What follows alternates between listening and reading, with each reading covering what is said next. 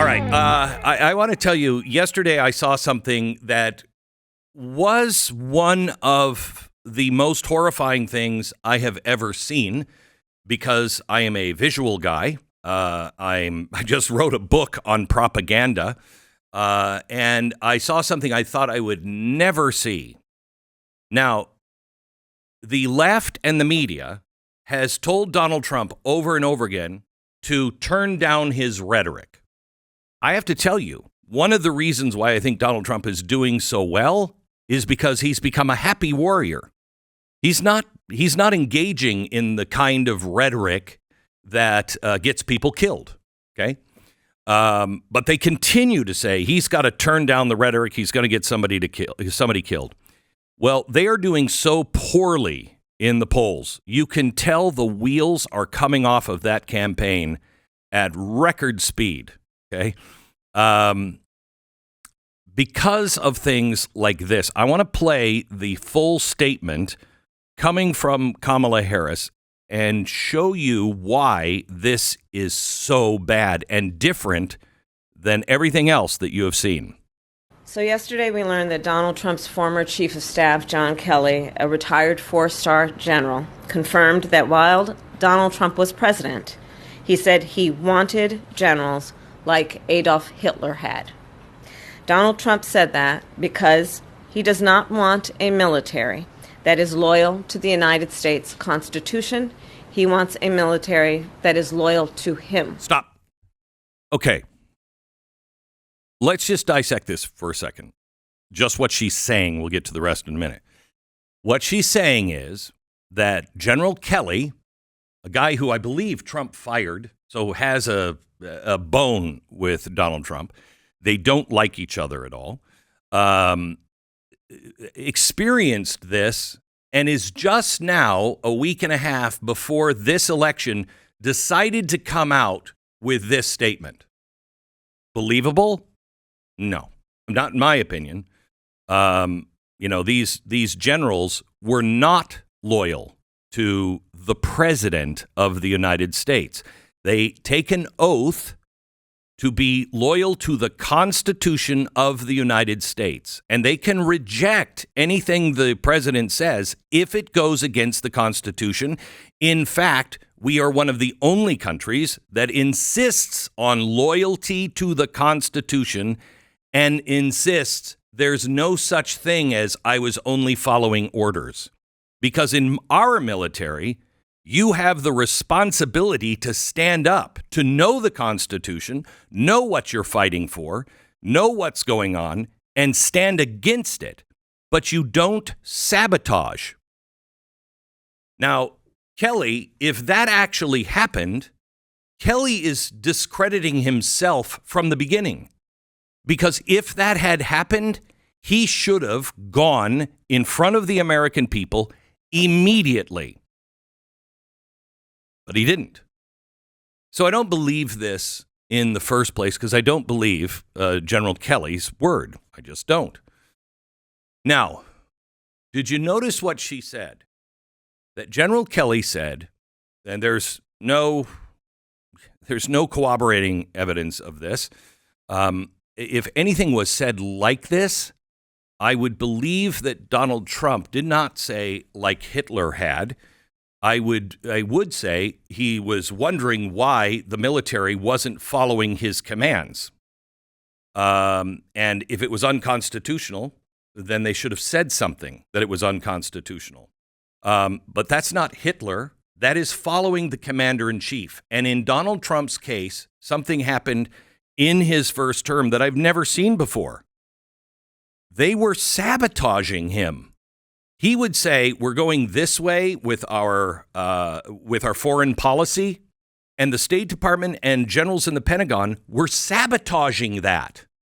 They were calling our allies and our foes and saying, don't worry about it.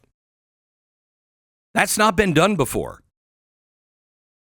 Now, she not only says what General Kelly said, that he wants generals, but then she's adding the commentary on why he said that.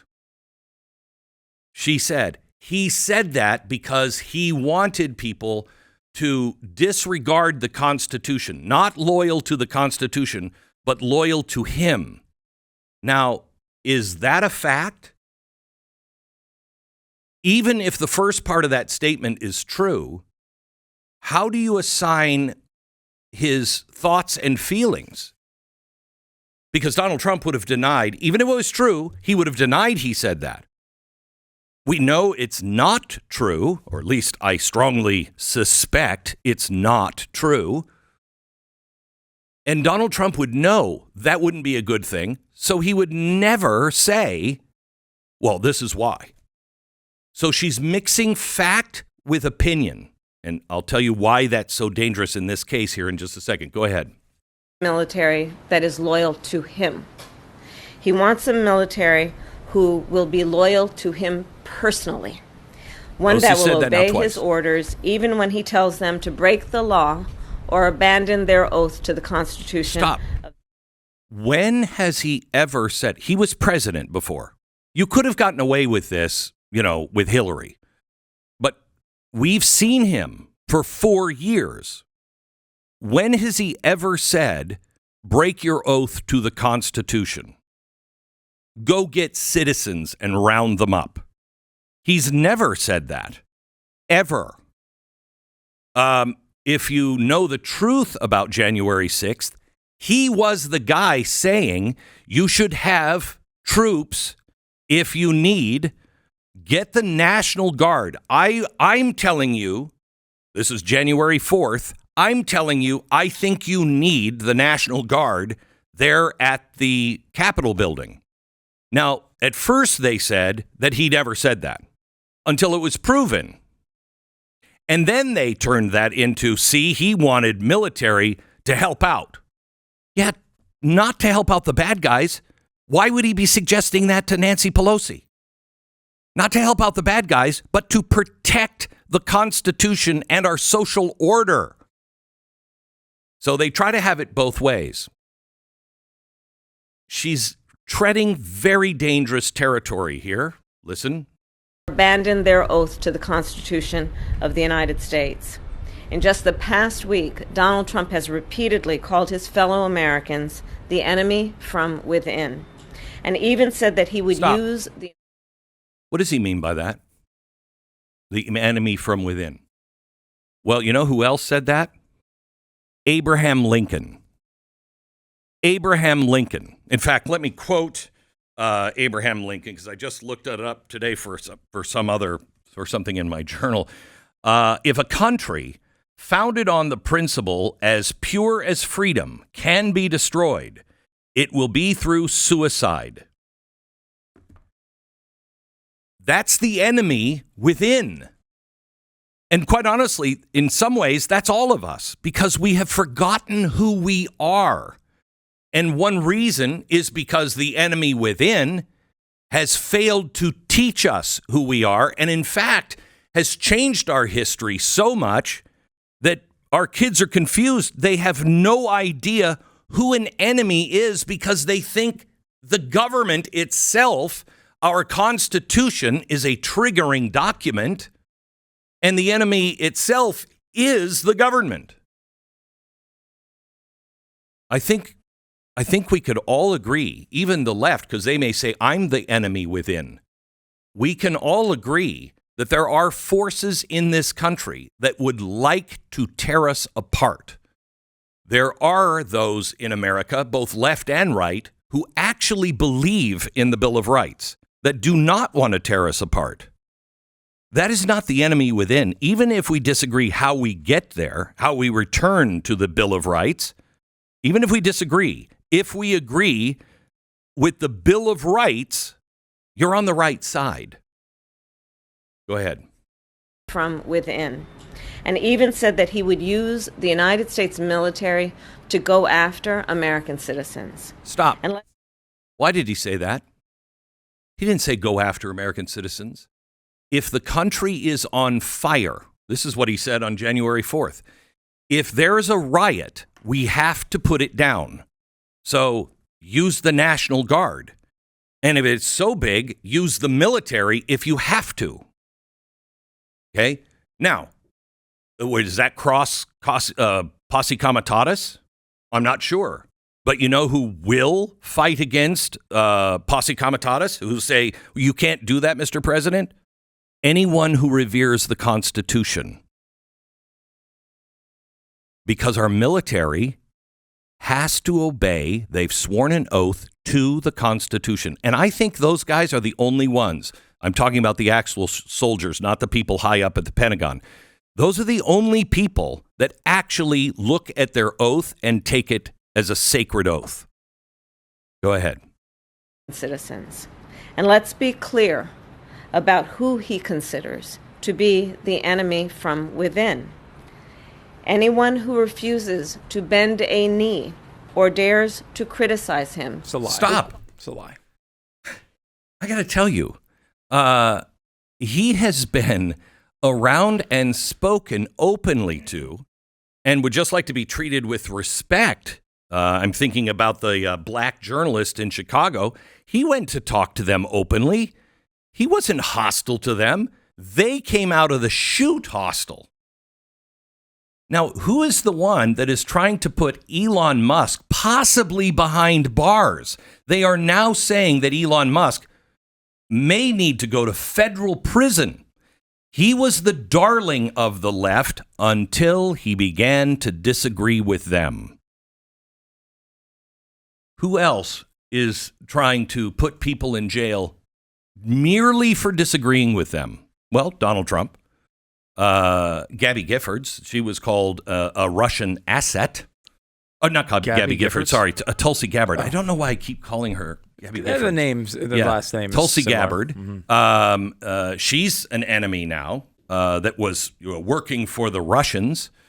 You have person after person. Robert F. Kennedy, an icon of that party, destroyed forever because he dare say the king has no clothes.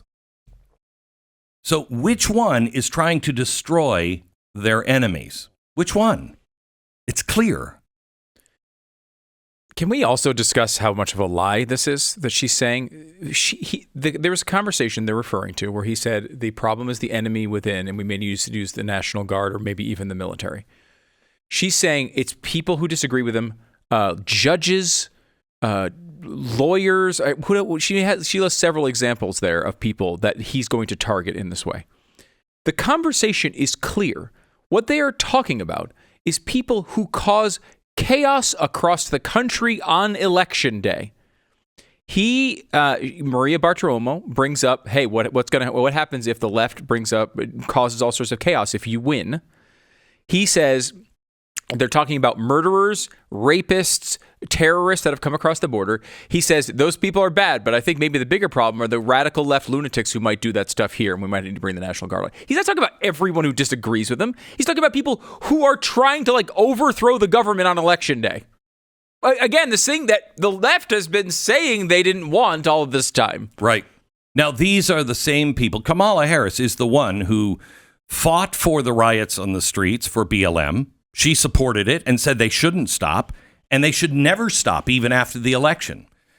She was the one that was bailing people out if they were involved in these riots. So we know she doesn't have a problem with riots, but I believe the American people, both left and right, do have a problem with that. Now, why is this beyond the pale here? Why has this stepped over a line? Well, propaganda wars. Can we bring that image back up on the screen and just freeze it, put it in a box and freeze it for me? In case you happen to be watching this program on Blaze TV. Or Pluto. Thank you for watching Pluto as well. Let me explain why this is so dangerous. Now, one, they always telegraph what they're going to do or who they are. And I'm going to get into that deeply in about 5 minutes, so stand by. But I want to show you this image for a reason. First of all, when you see two microphones like that, Stu, what do you think? Those particular two microphones. You've never noticed? No. I've only seen those used by the President of the United States or by a vice president. Okay, that microphone setup is unlike any other setup I've ever seen with microphones. Okay, that is the system that is connected to those podiums that travel with the president, and it's always those two microphones. Underneath it is the seal of the vice president of the United States. To her, let's see, that would be her left. It is the flag of the vice president of the United States, which resembles, except it's white, not blue, it resembles the presidential seal. Then you have the American flag, and behind her you have a White House. Now, it's not the White House, but your average slump will think that's the White House. So why is this important? This is important because this does not appear to be a campaign statement. This does not appear to be her opinion. This appears as a presidential or vice presidential or official government finding. Okay? Now, some will say she's violating the Hatch Act. I'm not sure that that's right. I've got to call into a couple of people today because some people say that she and the president can violate that because of their office without the penalties. I'm not sure if that's true or not. It very well may be. I'm not worried about the violation of the Hatch Act. I am telling you right now that this presidential or vice presidential trapping was selected for a reason, to carry extra weight, not to the average person, but to those on the very far left that are susceptible to this kind of propaganda. And this kind of propaganda is for two reasons. Scare the voters that are with you. Come on, we need you to go out and vote. This is not for the independent. This is for their base. Go out and vote. This man's dangerous. But it is also a message for after the election.